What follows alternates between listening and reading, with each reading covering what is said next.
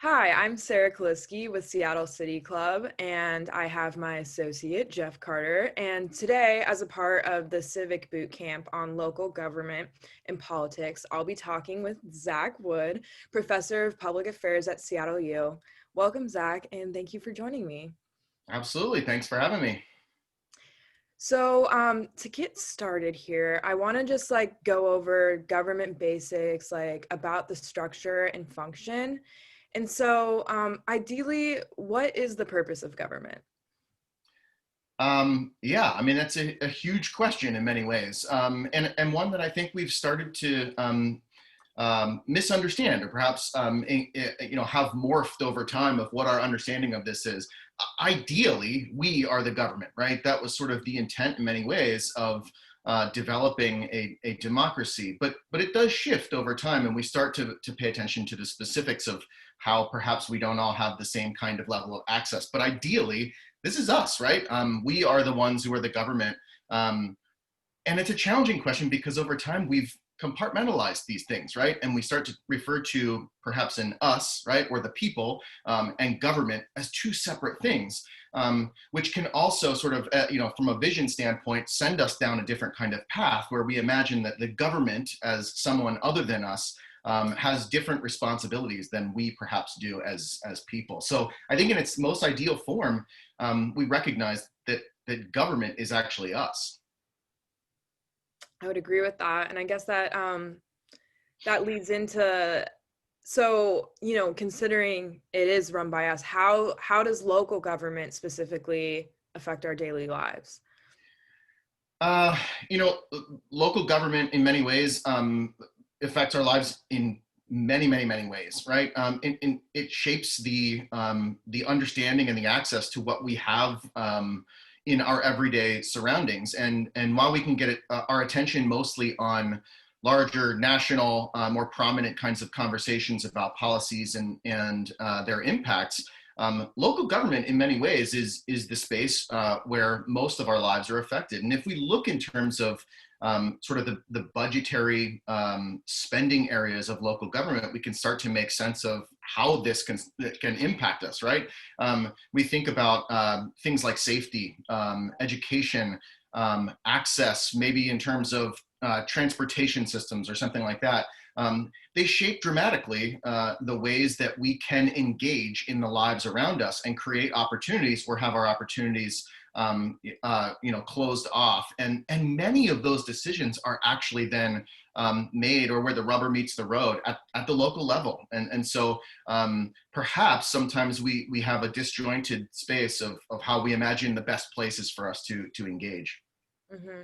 So, with engagement, what role do we play in how our local government serves us?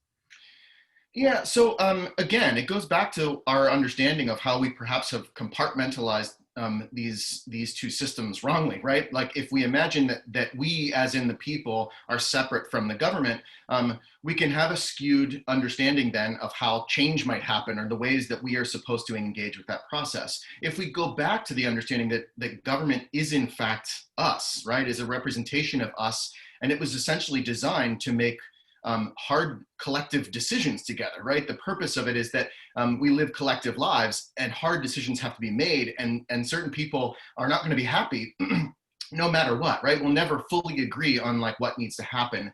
And so the government structure was the way that we would make those collective hard decisions. But that requires essentially us to understand our own engagement and involvement in it. It means that we are the participants that make that work. If we aren't participating in that, the system essentially breaks down. It doesn't go away, right? The government still exists even if we don't participate in it. But the impacts and the results can be disastrous if we compartmentalize ourselves from that. Yeah, I think that's true, and it's definitely a challenge in terms of getting people, citizens, to engage and feel empowered. And so that leads me into, in general, who has power and influence in this country, and what are the disparities you see?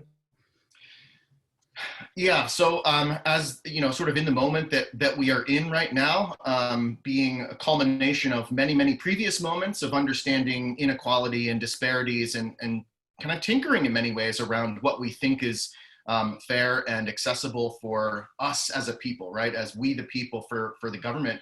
Um, I think when we talk about power, first and foremost, I mean, it's one of the most important and probably misunderstood concepts as well. And so, how we understand who has power and how power works is at the core of understanding then, like, what our responsibilities or our opportunities might be to make change that we want to see within our systems. So, who has power? I think, again, we could probably spend hours trying to unpack exactly what that means. I think loosely, our first shot at this is to say, in our society, those with more money have more power. It certainly appears that way most of the time, but I think it goes a little bit deeper as well. And we have to think about power in terms of access to resources, and resources can be more than just financial resources, right? So if we think about resources like time, social capital, your official or unofficial statuses within the system are also resources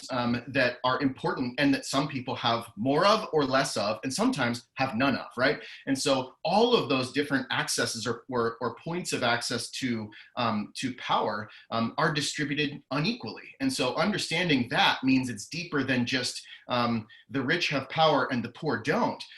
It means that there's all kinds of messy other accesses as well, right? And so we can imagine that, like, those who are not rich in financial resources, but are perhaps rich in time, might have better access to showing up to meetings, right? And having their voices heard in different kinds of ways. And so thinking about it in terms of a richness and poorness in terms of resources broadly understood, I think gets us to at least a little bit closer point of understanding both where power lies, but also how we can overcome some of those barriers. Um, so as a white man, how do you use your power and privilege to advocate for marginalized communities and make change? Yeah, this is one of the hardest questions, and one that I've finally come to the point of realizing, like, I can't fully answer and won't be able to answer for my entire life, right? And what I mean by that is, I probably spent a good portion of my life thinking that I'm woke or approaching wokeness, getting to the place where, like, I get it, right? I understand the inequities, I study the inequities, and then I imagine in some ways, like, trying to find ways to be an ally for underrepresented and marginalized groups. I think mainly what I've been learning more, and largely over the last 6 months through the social uprisings of Black Lives Matter movement this spring, is that I need to let go of that lie, right? That I'm a flawed human, and I've been socialized into a system that has given me a lot of access to power. It's not something I didn't understand before, but I think what I'm realizing now is that that's a journey process, right? That's a sort of a lifetime action that I'm engaged with at this point, and I'll be doing that for the rest of my life. And so, what it does is gives me a different kind of lens on this. I'm not trying to express my wokeness anymore. I'm actually outwardly saying I'm broken, and I'm not woke, right? And I miss things, and I do it wrong all the time. My commitment then is on learning and access and asking questions and being a part of that kind of conversation, and being willing to realize how wrong I am most of the time, not getting caught up in my level of education or my level of access, or my smile or something like that, and the power of those, and dismantling that and realizing that I have everything to learn if I'm willing to sit, listen, and communicate with folks about that. So that's added a different challenge for me in many ways of wanting to advocate for social change or policy change, and ones that are equitable and fair and accessible for marginalized communities.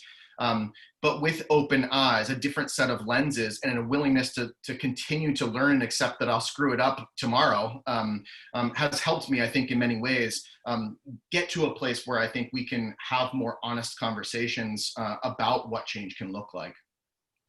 Yeah, I definitely relate to a lot of that. I feel like I I've changed my mind so many times about different things in the past 6 months, and I've realized how much I didn't know, and just how to try to understand like other people's experiences. It is a lifelong learning process, and like if you're not living it, you're never going to fully know it in a way. So um what would you say are some barriers that close off the policy processes? Yeah. So I think, this is one of the places, right, where we start to feel frustrated and disenfranchised from government processes, right? Because we start to identify, at least loosely, that there are barriers to the system in our ways of thinking about how we could access this or even imagine what change could look like feels blocked a lot of ways. I think just like power, we have to unpack these things, right? Look through a critical lens and say, what do we mean by barriers, right? And what do they look like? How do we understand the critical nature of them so that we can demystify what exactly barriers exist? And the way that I usually think about this is that not all barriers are created equal, right? Like we have things like legal barriers, perhaps around citizenship or something like that, that certain people physically don't have access to some of these power structures, decision-making bodies, things like that. So we have legal barriers for sure. We also have a lot of implicit barriers, right? The norms that we've created as a society that perhaps aren't written in stone, right? And they're technically perhaps even illegal, but they're the ways that we operate over time. And then I think there's a lot of perceived barriers that actually perhaps aren't true, but they're just as powerful because we've learned over time, or again, been socialized over time to believe that they're true, right? And this can be the ideas like, only rich people have power or something like that, or only rich people have voice in our systems. We learn those things. They're real in terms of like their impact, but they're also just perceptions. And so the more we demystify which barriers we are actually talking about, then we can have a better sense of the ways that we can engage with those barriers to overcome them. I think that's an important step, because if we believe that all of them are legal, physical, and set in stone barriers, we can oftentimes get stuck in a place where change can't be made. And I just don't believe that that's true. Yeah, I would agree with that. I think in terms of challenging the power and wealth, that one of the strongest things to counter that is like power in numbers of people coming together.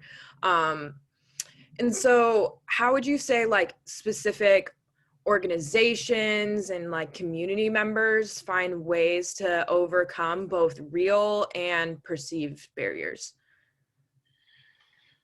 Yeah, I mean, so I think that this comes in generally kind of like two forms of how we overcome these kinds of barriers, and I think we can think about it in terms of one being tipping points, right? The idea, or the theory and understanding that at some point we get too angry, too emboldened, too passionate about injustice or things that we want to see changed.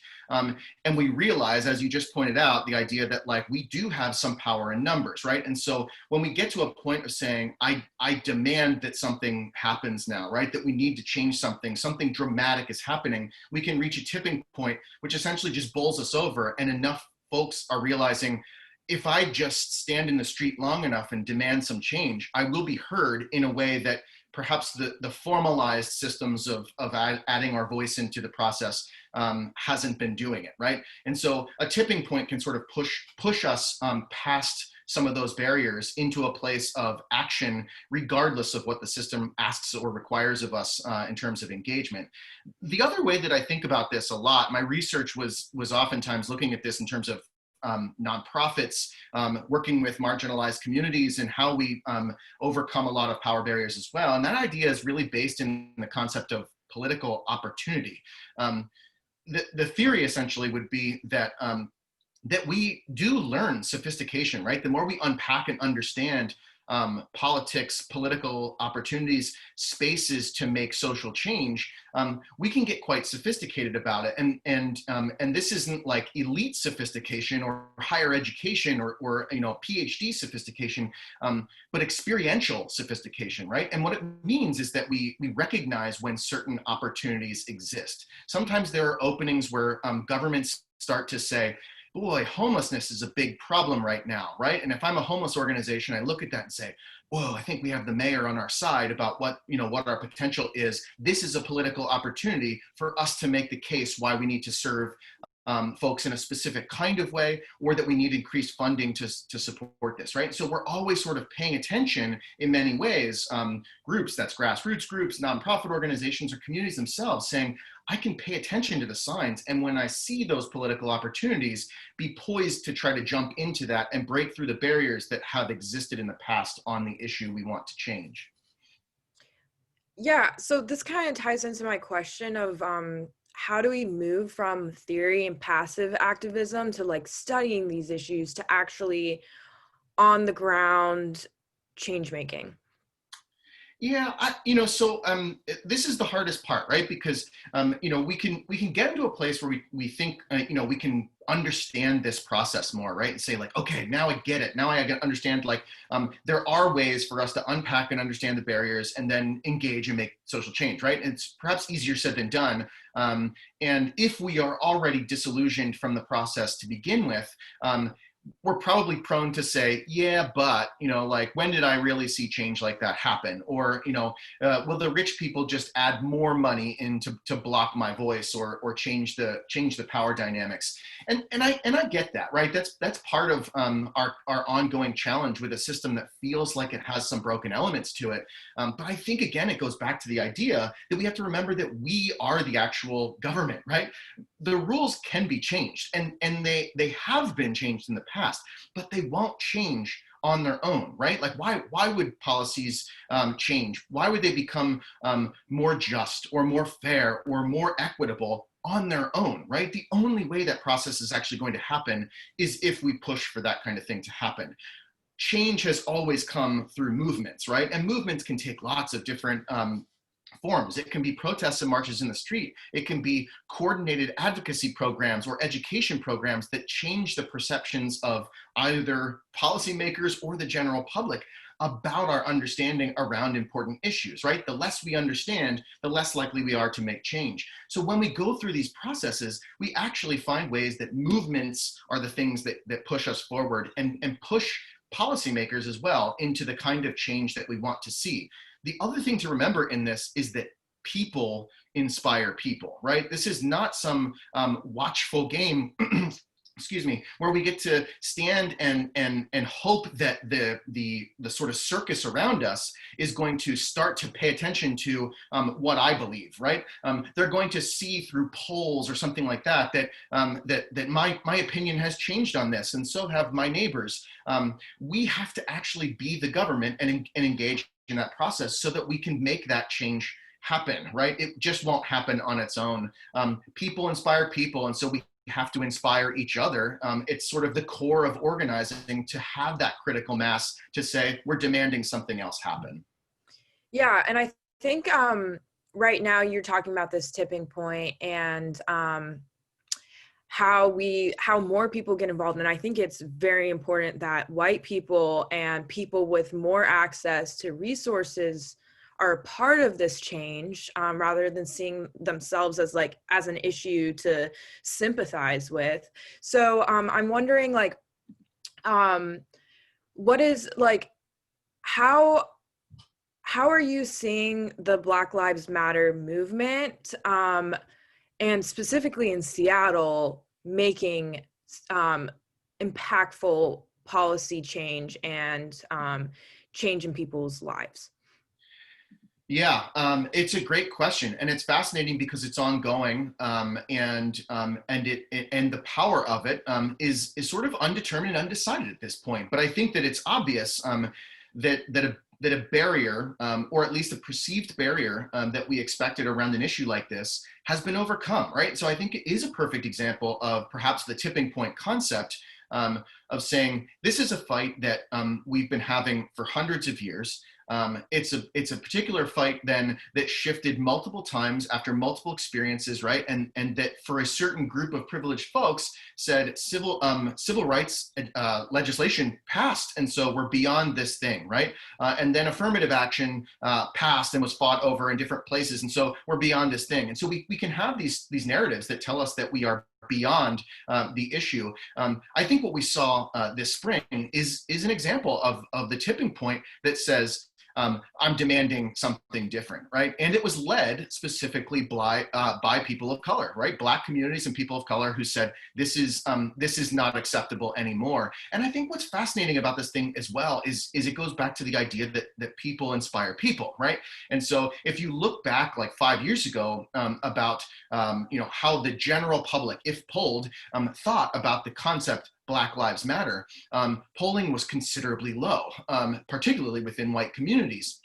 And now, after this spring, dramatic pushes of organizations and corporations and public polling show a dramatic shift in how many people, a strong majority of Americans now saying, I commit to and believe in the concept of Black Lives Matter, right? So it was a tipping point that was dramatic and fast. Now, it doesn't also mean that it's standard and set in stone now, right? These can shift back, and I think that as we see backlash to concepts around defunding police or police budgets, we're still going to have this fight, right? This is going to be an ongoing thing. But I think what we experienced in this and continue to experience and continue to be involved with is the potential for how a barrier that seemed so hard to overcome was overcome because of a tipping point. And now we're seeing a dramatic shift in the kinds of conversations that not just in Seattle, but across the country,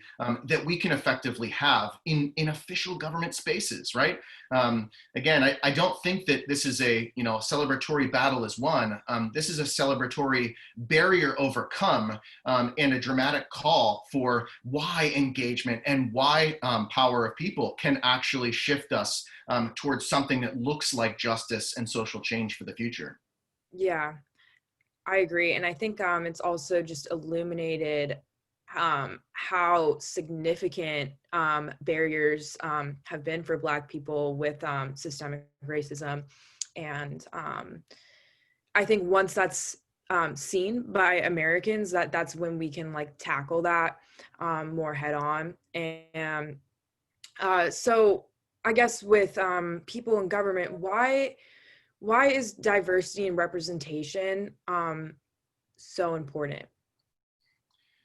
Yeah, I mean, a core question in many ways of how we understand the importance of this. I mean, diversity and representation. Representation as a concept is that it's us again, right? That I should see myself within this process. And if I don't see myself within this process, if I don't see myself as having access to power and decision-making, through somebody who looks like me, has backgrounds and experiences like me, then we don't actually have a representative system, right? And so to its core, this is a necessity for us if we're going to experience policies that can effectively address our multitude of issues, right? And the fact that our experiences are diverse, right? That we aren't facing the same thing. That could be a result of past policy, or the ways that we have been sort of segregated over time into different spaces, that we don't all experience life or the American life in the same way. What that requires even more is that our representation can sort of have the flavor of all of those diverse experiences, both the unequal ones and the equal ones. And so it's imperative in many ways. And it's also imperative because we know that for those in power, if they don't have the same vantage point, and oftentimes don't have the understanding of the vantage point of a marginalized and underrepresented group, their policies are not going to reflect something that benefits that group, at least not usually, right? And so we get stuck then in the problem of elitism, right? Or our sense that those in power have access to better education and better decision making and better resources, and therefore they know better than us, right? It becomes a space where we self-select into a normative behavior to say those in power are in those places because they are smarter, right? Or that they have better ideas and that they were connecting with voters better. I think the reality is they were connecting with certain elements of it, but we can believe our nonsense too much, right? Or believe how much we know individually about this and make decisions on behalf of other people that certainly are not representative. So at its core, representation is essential for us to actually solve problems. Yeah, definitely. So my last question, I think this is a very hard time for many people living amidst pandemic and election season and uprising. So what would you say to someone feeling disillusioned about the system to still engage and have hope? Hmm. Yeah, I mean, again, one of the most challenging times to have this conversation, one of the reasons I love the role of faculty at a university right now is that this is the question that we're essentially asking and trying to sort out every single day, right? And conversations that I'm having on a daily basis with folks who, in many ways, have felt dramatically disillusioned with processes. Um, I think that, again, if we look back at like what the barriers are, and if we try to like critically assess and unpack what this is, right, almost in a scientific way of how does power manifest? Do we understand it? Can we understand the ways that it's distributed equally and the ways that it's distributed completely unequally, and understand those in the depth then where we can overcome them? But I think first and foremost, it's also acknowledging for each other that we are disillusioned, right?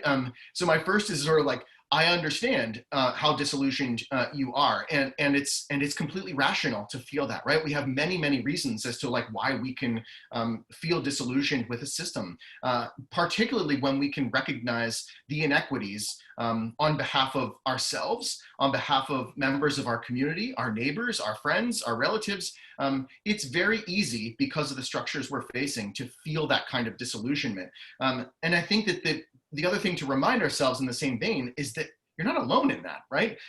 If we listen to each other, if we pay attention to the kinds of things that we're feeling disillusioned about or frustrated about or impassioned or emboldened about, we realize that there's many folks, in fact, we're probably a majority, who say, we've got a lot of unacceptable things going on here, and I want change to happen. When we recognize that we are actually a majority and not an individualized place, right? That I'm suffering through this alone, or perhaps I'm suffering through this in a minority, and I'm reminded that I'm in the minority because change hasn't been happening, or it hasn't been happening fast.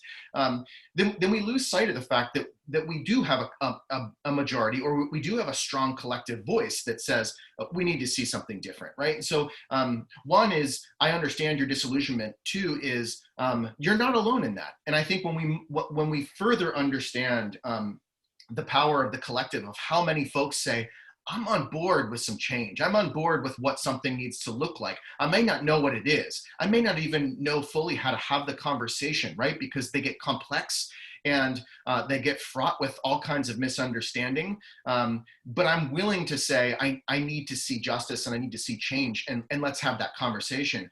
So unpacking then what the power dynamics are, and what these different understandings of barriers are, and the different ways that we can engage in those processes, again, through tipping points or political opportunities or whatever other sort of theory you want to place on it. There are ways to overcome any and all barriers, but we have to understand them and learn and teach each other along the way what those look like. The last thing I would say is, our system is not set in stone. Sometimes we believe that, because of, the originalist arguments around constitutions and things like that, that we have a system and we're stuck in it and we can't change it. We have to, kind of blow the whole thing up and start fresh. What I would say is, perhaps perhaps you're right in some element. But I would also say that our system is by no means set in stone. New and changed policies happen every single day, right? And as we talked about before, they change in response to movements. They change in response to people, right? That's collectivity. And so the more that we can understand our intersections with each other, right? That we are essentially linked humanities and linked fates. And the ways that policies work is that they impact each of us. And if they impact us in different kinds of ways, we have to hear from each other and understand the ways that it's working differently for somebody else, so that we can understand the ways that we need to fix inequality, injustice along the way, right? But we do that through collective, and we do that through understanding each other, listening to each other, shutting our mouths a lot of times, and understanding when we have a lot more access than somebody else, to uplift voices that have not traditionally been heard, and particularly voices that go against the way we thought the world works. But this stuff is not set in stone. We can change things, and we've proven that over and over again throughout society, that we can change things. Not always as fast as we would like to, but we have shifted policies, sometimes quickly, sometimes slowly. And the last piece of this, I think, is what's our alternative, right? If I'm angry about injustice and I want to see change happen, if I let my disillusionment shut me down and disengage in the system, injustice will not go away, right? My only alternative, my only option in this place is to be inspired by each other and help inspire others to recognize our collectivity and jump into this process together. Well, thank you for all of your insights today and taking the time to speak with us. I also want to thank Alaska Airlines, our Civic Bootcamp supporting partner, for helping us host this workshop on local government and politics. So thank you again. And yeah. Thanks very much for having me.